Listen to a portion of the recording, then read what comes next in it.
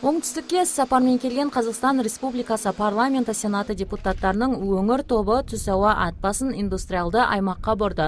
Ондағы арақ-шарапқа арналған қақпақтар өндіретін Спирит зауыты, жоғары сапалы майлау материалдарын өндіретін Hill Corporation зауыты, полиэтилен құбырларын өндіретін Югпласт зауыты, сондай-ақ әйнектерді қайта өңдеумен айналысатын Дана фирмасының жұмыстарымен жақынырақ танысып, өңіріміздегі өндіріс қарқынына қанықты. Ішкі және орта бизнестің ашылуына көмек көрсетіледі екен нақты.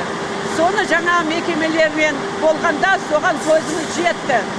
Әсіресе мынау пробка жасайтын, сосын жаңағы мынау көкөністерге жасайтын, тары жасайтын мекемеде бізге айтты. Мен Астананың азаматымын, бірақ Астанада осындай мүмкіншілік болған жоқ.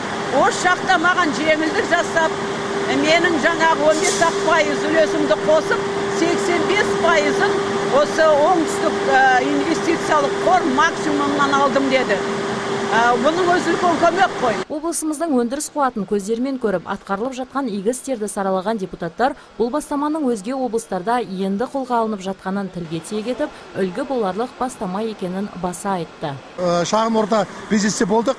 Сондағы мына кәсіпкер жігіттердің барлығы жергілікті жерден және мемлекеттен біз үлкен көмек алып отырмыз деген пікірді алады. Сондықтан да біз мынау парламентке барғанда, мынау орталық атқарушы органдарында да осы оңтүстік Қазақстан облысының шағын және орта бизнесті дамытуға байланысты мынау жоспарын үлгі ретінде біз ұсынатын боламыз. Оңтүстік индустриалдық аймағының ауқымы 337 гектарды алып жатыр. 2010 жылы құрылған бұл аймақ бұрынғы фосфор зауытының территориясында орналасқан.